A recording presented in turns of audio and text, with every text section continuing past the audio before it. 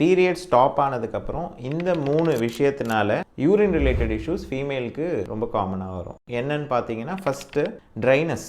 Urine போகிற இடம், கீழே குழந்தை பிறக்கிற இடம் ட்ரை ஆகிறதுனால ஈஸியாக கிருமிகள் ஸ்கின்ல இருக்கிறது, மோஷன் போகிற பாதையில் இருக்கிறதுலாம் வந்து அட்டாச் ஆகுறது. அட்டாச் ஆனாலே வந்து க்ரோ ஆக ஆரம்பிச்சிடும். ரெண்டாவது பார்த்தீங்கன்னா ஹார்மோனல் இம்பேலன்ஸ். ஈஸ்ட்ரோஜன் சொல்லுவாங்க, ஃபீமேல் ஹார்மோன்ஸ் குறையிறதுனால வந்து உங்களுக்கு எதிர்ப்பு சக்தியே இருக்காது அந்த இடத்துல. இந்த அட்டாச் ஆகிற கிருமிகள்லாம் கடகடன்னு வளர ஆரம்பிச்சிடும். மூணாவது பார்த்தீங்கன்னா பெல்விக் ஃப்ளோர் வீக்னஸ். அந்த பிளாடர் வந்து இறங்குறது, சுற்றி இருக்க சப்போர்ட்டிங் மசில்ஸ்லாம் வீக் ஆகிறதுனால வந்து உங்களால் பம்ப் பண்ணி யூரினை வெளியில் அனுப்புறதே கஷ்டமாக இருக்கும். இந்த 3 விஷயத்துக்கு சிம்பிள் 3 சொல்யூஷன் என்ன அப்படின்னா, நம்பர் 1 லூப்ரிகேஷன். ட்ரைனஸ் இருந்ததுன்னா லூப்ரிகேஷன் நல்லா யூஸ் பண்ணணும்.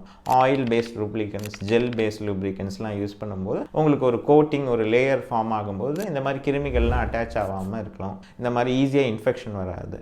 செகண்ட், நம்ம லேடி டாக்டரோட ஹெல்ப் எடுத்து நம்ம ஹார்மோனல் லெவல்ஸ்லாம் எப்படி இருக்குது, ஹார்மோன் எப்படி நம்ம வந்து நேச்சுரலாக வந்து பாடியில் வந்து கூட்ட முடியும், இம்யூனிட்டி கிடைக்கும்போது ஆப்வியஸாக இந்த மாதிரி யூரின் ரிலேட்டட் இஷ்யூஸ்லாம் கம்மியாகும். மூணாவது, நம்மளே வந்து இந்த பெல்விக் ஃப்ளோர் ஆர்கிடெக்சரே மாற்றலாம்.